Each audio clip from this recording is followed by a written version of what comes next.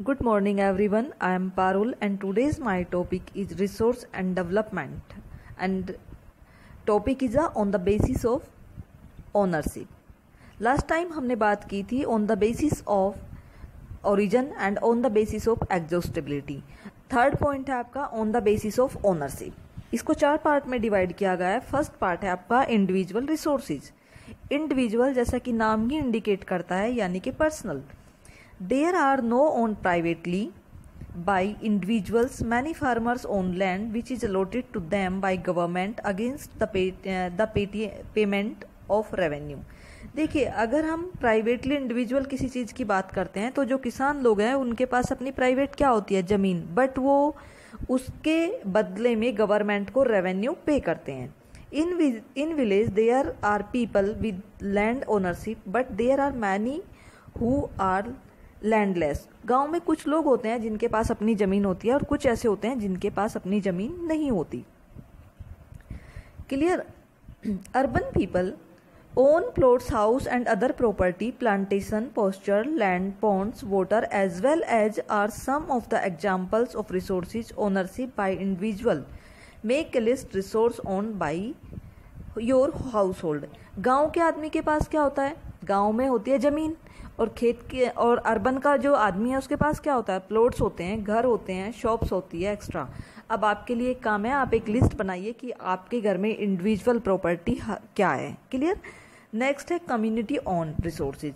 Community own resources there are resources which are accessible to all members of the community. ये वो resources होते हैं जो सभी की, पूरी सोसाइटी की पहुंच के अंदर होते हैं, जिन्हें सभी सोसाइटी जो है यूज कर सकती है. ऐसी कौन सी चीज़ है जिस पर सोसाइटी का प्रॉपर राइट होता है? ग्रेजिंग. गांव की अगर हम बात करते हैं तो ग्रेजिंग ग्राउंड्स एंड जो है burial grounds, village ponds etcetera.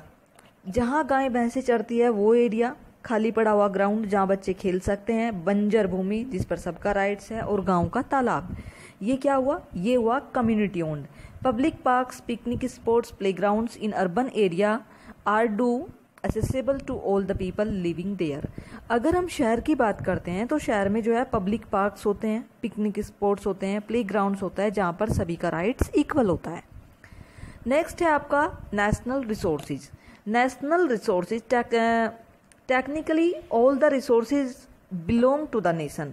अगर हम देखें तो ये जो रिसोर्सेज होते हैं आमतौर पर ये देश में पाए जाने वाले राष्ट्रीय संसाधन होते हैं, यानी कि देश के रिसोर्सेज होते हैं.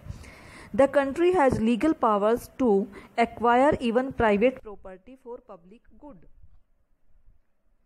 देश की सरकार को कानूनी अधिकार है कि वह व्यक्तिगत संसाधनों का भी आम जनता के लिए यूज कर सकती है. You might have seen roads, canals, railway being constructed on fields owned by some individuals.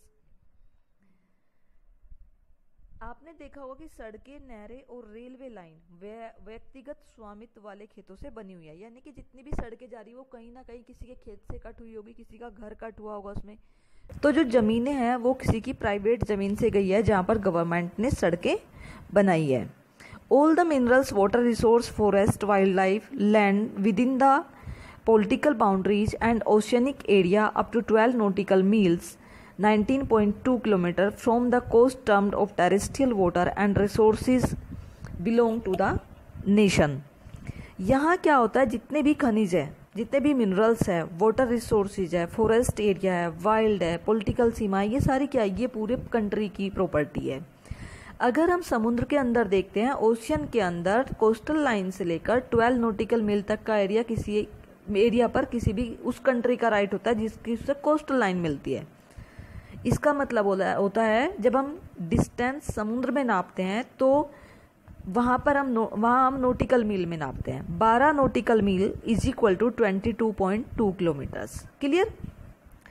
International resources. There are international institution which regulated some resources. देखिए, कुछ अंतर्राष्ट्रीय संस्थाएं हैं जो संसाधनों को यानी कि रिसोर्सेज को कंट्रोल करती है. जरूरी भी है, अगर कंट्रोल नहीं करेंगे तो देश आपस में झगड़े करेंगे.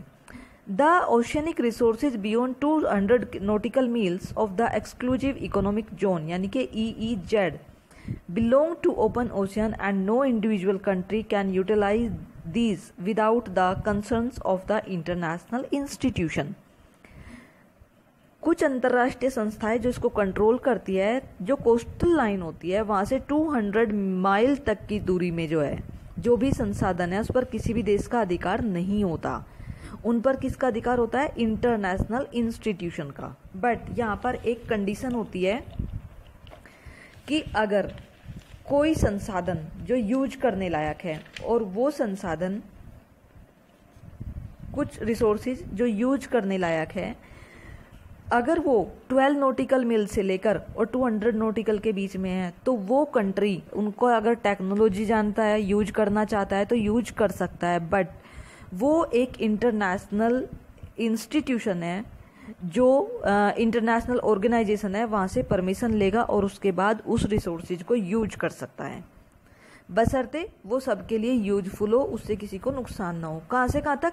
अपने कंट्री के कोस्टल लाइन से लेकर 200 नॉटिकल माइल्स तक वो उस